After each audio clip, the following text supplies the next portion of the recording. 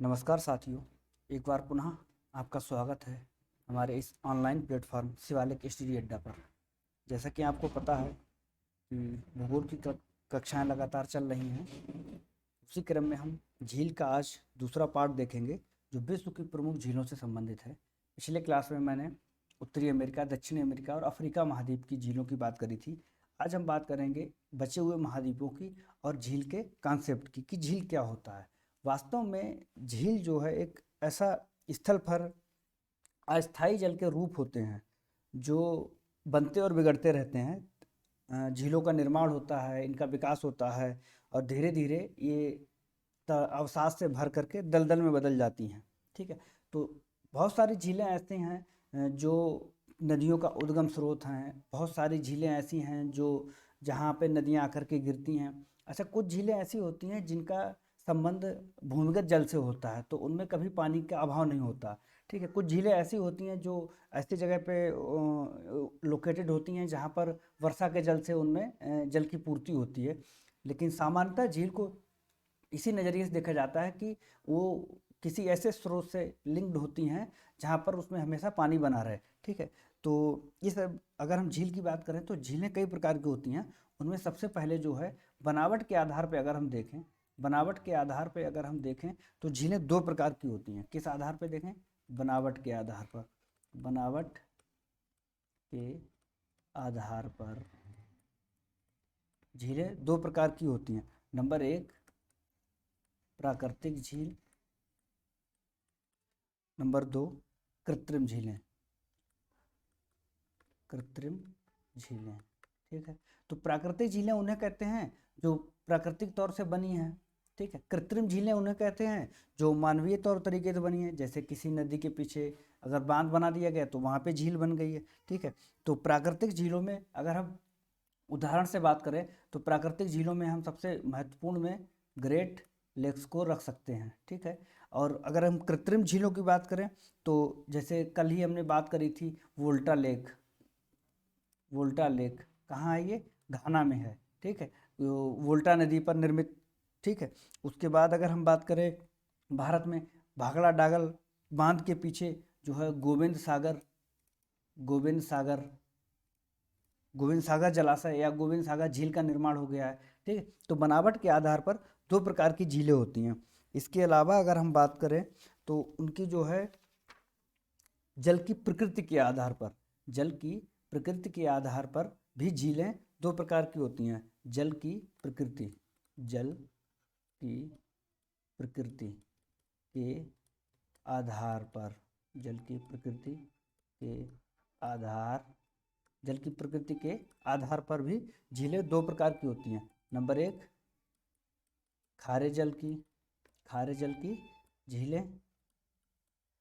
और नंबर दो, मीठे या ताजे, मीठे जल की झीलें या ताजे जल की झीलें। ठीक है, तो जो खारे जल की झीलें हैं उसका उदाहरण है कैस्पियन सागर। कौन सी झील? कैस्पियन सागर सबसे बड़ी भी है खारे जल की झील। ठीक है, अगर हम और बात करें इसमें तो वान झील हो जाएगी। ठीक है, वान वान झील। और मृत सागर, मृत सागर भी खारे जल की झील है। अगर हम मीठे जल की बात करें तो मीठे जल की जो झीलें होती हैं अधिकांशतः वो हिमानी प्रक्रिया से निर्मित होती हैं। अगर उसमें जो है उदाहरण पे देखा जाए तो ग्रेट लेक्स मतलब सुपीरियर झील आप देख रहे हैं विश्व की सबसे बड़ी मीठे पानी की झील है। ठीक है, सुपीरियर झील हो, बैकाल झील, बैकाल झील, बैकाल झील रूस की भी मीठे पानी की झील है। ठीक है, और भारत में अगर हम बात करें तो भारत में नैनीताल, ठीक है, मीठे पानी की झील। तो इस आधार पर ये दो प्रकार की होती है जल की प्रकृति के आधार पर। ठीक है, अच्छा, जो तीसरा प्रकार होता है वो सबसे ज़्यादा इम्पॉर्टेंट है और वो उसमें डायरेक्ट प्रश्न भी पूछे जाते हैं उत्पत्ति के आधार पर। तीसरा जो प्रकार है उसमें हम बात करते हैं उत्पत्ति के आधार पर। उत्पत्ति के आधार पर कई प्रकार की झीलें होती हैं। नंबर एक, वलन से निर्मित, वलन से निर्मित, वलन प्रक्रिया से जो झीलें निर्मित हुई होती हैं उनको क्या कहता है? वलन से निर्मित झीलें। इसमें जो है उदाहरण है जिनेवा झील। जिनेवा झील कहाँ पे है? ये स्विट्जरलैंड में है, ठीक है। वलन से निर्मित झील है। अच्छा, दूसरा उदाहरण है उसमें भ्रंसन से निर्मित, दूसरा इसमें है भ्रंसन से निर्मित, भ्रंसन से निर्मित। इसमें जो अफ्रीका की झीलें हैं उसको आप रख सकते हैं, ठीक है।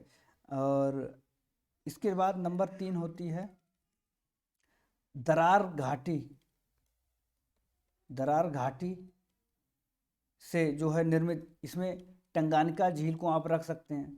टंगानिका झील अफ्रीका, कल हम लोगों ने पढ़ा था लास्ट लेक्चर में, ठीक है। इसके अलावा आप देखेंगे नंबर 4 पे क्रेटर झील, ठीक है।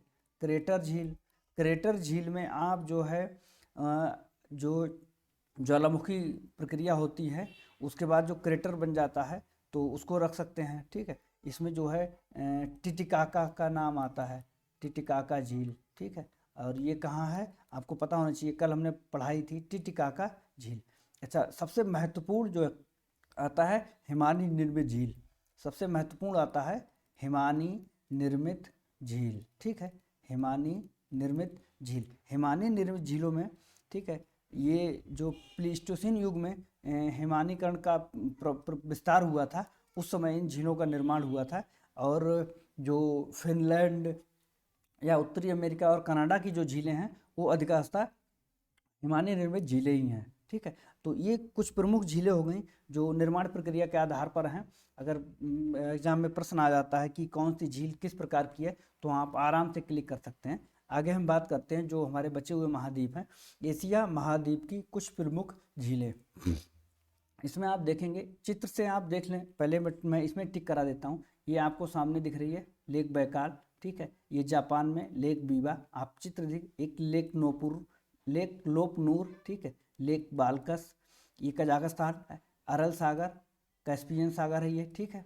डेड सी यहाँ पर है, लेक वान यहाँ पर है, ठीक है। तो ये कुछ महत्वपूर्ण झीलें हैं एशिया महाद्वीप की। इसके अलावा भी हैं, लोकेशन पहले देख लीजिए। उसके बाद नंबर 1 कैस्पियन सागर, ठीक है। सागर झील ही है, सागर कहा जाता है। ये विश्व की सबसे बड़ी खारे पानी की झील है, आप देख सकते हैं, ये सामने दिख रही है आपको, विश्व की सबसे बड़ी खारे पानी झील। इसमें वोल्गा एवं यूराल नदियाँ, वोल्गा ऐसे और यूराल नदी ऐसे, वोल्गा और यूराल नदियाँ गिरती हैं। इसके चारों तरफ स्थित देश क्रमशः रूस, ये बहुत इंपॉर्टेंट बात है, रूस, कजाकिस्तान, तुर्कमेनिस्तान, ईरान और अजरबैजान है। 6 देश जो हैं, रूस, कजाकिस्तान, तुर्कमेनिस्तान, ईरान और अजरबैजान, 5 देश जो हैं इसके चारों तरफ सीमा बनाते हैं कैस्पियन सागर के। एग्जाम में पूछा जाता है, ठीक है।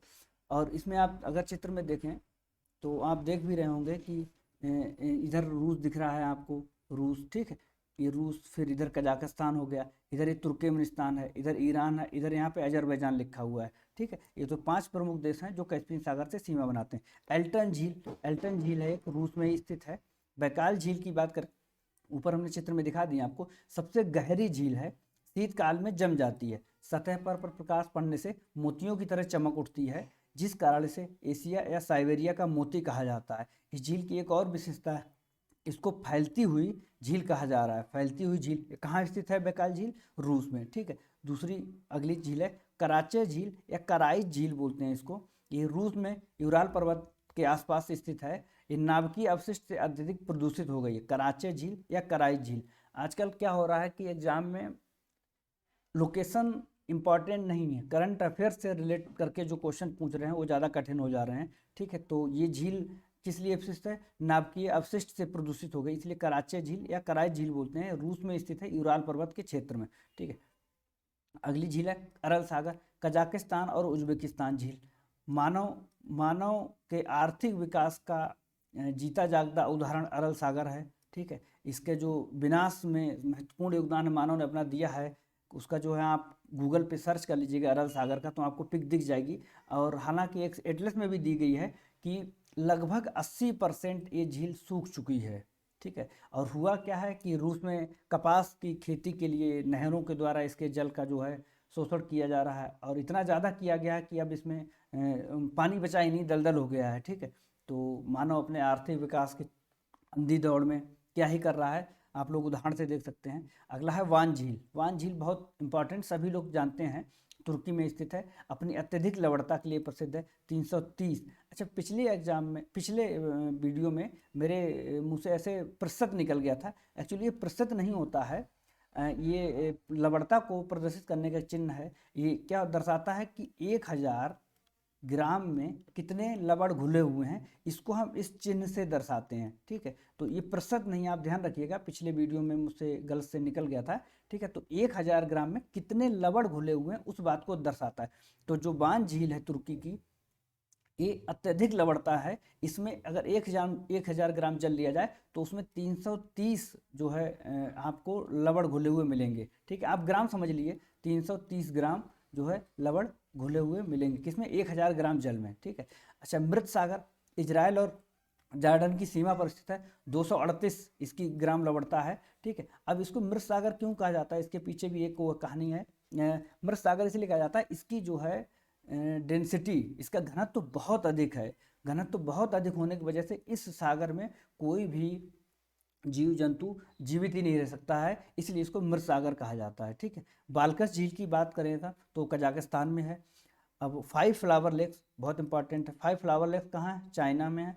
लोपनोर झील चाइना में, ऊपर मैंने दिखा भी दिया, यहाँ पे मैंने क्वेश्चन मार्क लगाया है, इसके एक वजह है, आप हमें बताएंगे कि लोपनोर झील किस लिए प्रसिद्ध है। ठीक है, जैसे ऊपर था कि नाभिकीय अपशिष्ट के लिए कराचे या कराए झील जो है जानी जा रही है, अत्यधिक प्रदूषित हो गई है, उसी तरह लोपनोर झील की एक विशेषता है, वो आप हमें कमेंट करके बताइएगा कि लोपनोर झील किस लिए प्रसिद्ध है। बीवा झील, लेक बीवा जिसको बोलते हैं, जापान में स्थित है। जापान का जो होन्शु द्वीप है, जो सबसे बड़ा द्वीप है, उसी पे स्थित है लेक बीवा। ठीक, ये एशिया महाद्वीप की कुछ महत्वपूर्ण झीलें हो गई। आगे हम देखते हैं यूरोप महाद्वीप की कुछ महत्वपूर्ण झीलें। ठीक है, यूरोप महाद्वीप में जो इधर कैस्पियन सागर था, ये तो एशिया में सम्मिलित हो गया। इधर आप देख सकते हैं, पहले मैप में देख लेंगे, ये वाला जो हिस्सा देख रहे हैं आप, ये यूरोपीय रूस है, तो इसमें लेक ओनेगा, लेक लाडोगा। ठीक है, फिनलैंड को झीलों का देश कहा ही जाता है। ठीक है, ये स्वीडन है, लेक वेनर्न और लेक वेटर्न दो महत्वपूर्ण झीलें हैं। ठीक है, ये बाल्टिक सी है, इधर नॉर्थ सी है। लेक आइसेल, लेक आइसेल यहाँ पे आप देख सकते हैं, लेक आइसेल। ठीक है, लेक कॉन्स्टेंस, लेक कॉन्स्टेंस है। ठीक, लेक बाल्टन है, लेक जिनेवा है। ठीक है, ये कुछ महत्वपूर्ण झीलें हैं जो यूरोप की हैं। इसके बारे में हम पढ़ लेते हैं क्या क्या इनकी विशेषता है। लडोगा झील, ये लडोगा झील जो है, ये झील रूस में स्थित है, यूरोपीय रूस में स्थित है, और यूरोप महाद्वीप की सबसे बड़ी झील है लेक लडोगा। ओनेगा, ये भी झील यूरोपीय रूस में स्थित है, ऊपर अभी आपने देखा। एवरन झील, ये इटली में स्थित है, मानव निर्मित झील है, इटली में स्थित है, मानव निर्मित झील है। ये छोटी झील है, इसलिए इसको मैप में दिखाना मुश्किल हो रहा था। ठीक है, आगे देखते हैं हम। आइसेल झील, आइसेल झील जो ऊपर दिखाया अभी, आइसेल झील, ये झील नीदरलैंड में स्थित है। एक बार फिर से देख लीजिए अगर आपने ना ध्यान दिया हो तो, ये जो झील है ये आइसेल झील है। ठीक है, कहाँ पे है, ये नीदरलैंड में स्थित है। ठीक है, आगे देखते हैं हम लोग। लेक कॉन्स्टेंस झील, ये अभी ऊपर जो दिखाया था, आल्प्स के उत्तर में स्थित झील, जर्मनी, स्विट्जरलैंड एवं ऑस्ट्रेलिया का मिलन स्थल है। ये राइन नदी का हिस्सा बनाती है। अगर आप उसको इमेज में देखें, ये झील है लेक कॉन्स्टेंस, ये झील, और यहाँ से इसे राइन नदी निकलती है, ऐसे जाती है और यहाँ पे नॉर्थ सी में गिर जाती है। ठीक, तो ये राइन नदी का हिस्सा बनाती है। जैसे अगर हम भारत में बात करें तो बुलर झील, बुलर झील किस नदी का हिस्सा है, तो आप उसको देख के बता सकते हैं, क्योंकि नदी वहाँ से निकलती नहीं लेकिन उससे होकर गुजरती है। तो वैसे यहाँ पर ये जो है कॉन्स्टेंस झील की बात है कि राइन नदी इसका हिस्सा है। ठीक, बाल्टन झील हंगरी में स्थित है, ऊपर देखा भी बाल्टन झील। वेटर्न और बेनन दो महत्वपूर्ण झीलें हैं, ये झील स्वीडन में स्थित हैं। ठीक है, आगे हम लोग देखते हैं ऑस्ट्रेलिया महाद्वीप की झीलें। ठीक है, ऑस्ट्रेलिया महाद्वीप में झीलें तो बहुत सारी हैं, लेकिन इंपॉर्टेंट इतनी नहीं है, बस आप नाम याद कर लेंगे तो भी काम चल जाएगा। यहाँ पे 2-3 के मैंने नाम लिख रखे हैं। लेक आयर, लेक आयर सबसे महत्वपूर्ण इंपॉर्टेंट सबसे बड़ी झील। लेक वुड्स, ठीक है, लेक ग्रेगरी, ठीक है, ये वेस्टर्न ऑस्ट्रेलिया है। ठीक है, ये सदर्न ऑस्ट्रेलिया है और ये नॉर्दर्न ऑस्ट्रेलिया है। ठीक है, तो एग्जाम में अगर कभी नाम आपको मिल जाए ग्रेगरी किस महाद्वीप में है, तो ऑस्ट्रेलिया। लेक वुड्स ऑस्ट्रेलिया, और आयर तो सभी लोग जानते ही हैं ऑस्ट्रेलिया में। लेक आयर की क्या विशेषता है, ये खारे पानी की झील है। लेक आयर जो खारे पानी की झील है, समुद्र तल से भी नीची है, समुद्र तल से भी नीची है। ठीक, आंतरिक जल प्रवाह का क्षेत्र है, मतलब आंतरिक जल प्रवाह, कई नदियां आकर के इसमें गिरती हैं, आंतरिक जल प्रवाह का क्षेत्र है। और इसके अलावा पश्चिमी ऑस्ट्रेलिया में दो चार झीलें और हैं, लेक मुरी, ठीक है। आप याद रख लीजिए कि कभी विकल्प में मिलान करने के लिए ऐसी एक अजीब झील दे देता है जो नाम याद नहीं रहता है। तो लेक बारले और लेक ऑस्टिन, ठीक है। ये कुछ वेस्टर्न ऑस्ट्रेलिया की झीलें हैं। यहाँ पे आप देख रहे होंगे बहुत सारी झीलें बनी हुई हैं, ठीक है, इन्हीं में से हैं, ठीक है। लेक मूरी, लेक बारली, लेक ऑस्टिन और अन्य छोटी छोटी झीलें हैं, ठीक है। तो ये ऑस्ट्रेलिया की 5-6 कुछ इंपॉर्टेंट झीलें हैं। उम्मीद करते हैं कि एग्ज़ाम में मिल जाएंगे तो ज़्यादा बेहतर होगा। आगे हम लोग देखते हैं, दो और फैक्ट छूट गए थे। डैन जुआन पांड, ठीक है। इसका नाम आपको अलग लिखा हुआ मिल सकता है। ये अंटार्कटिका में स्थित एक अति लवणीय झील है। अंटार्कटिका महाद्वीप में स्थित एक अति लवणीय झील है जिसका खारापन 440 ग्राम है, ठीक है, 440 ग्राम है, ठीक है। नेटलिंग झील, ये बैफिन द्वीप कनाडा पर स्थित किसी द्वीप पर स्थित सबसे बड़ी झील है। नेटलिंग द्वीप, नेटलिंग झील ये कहाँ पे है? बैफिन द्वीप पर है, कनाडा में, ठीक है। तो ये हमारा झील का आज सेकंड पार्ट, मतलब अगर हम बात करें तो वर्ल्ड लेवल पे सभी महाद्वीपों की झीलें लगभग लगभग कंप्लीट हो गई हैं, और जो बताए गए हैं उनकी विशेषताओं के साथ उनको बताया गया है, लोकेशन भी दिखाई गई है। हालांकि ये मैप तो आपको पता है कि इनका पेज थोड़ा अच्छा नहीं होता है, इसलिए लिखने में थोड़ा राइटिंग गड़बड़ हो जाती है, लेकिन फिर भी लोकेशन ही याद करनी है तो उस हिसाब से जो है उसमें लोकेट किया गया है। अगर आप अपना एटलस लेके बैठेंगे तो बहुत अच्छा होगा, ठीक है। और फिर हम मिलते हैं अगली वीडियो में। किसी वीडियो अंतिम समय तक देखने के लिए बहुत बहुत धन्यवाद।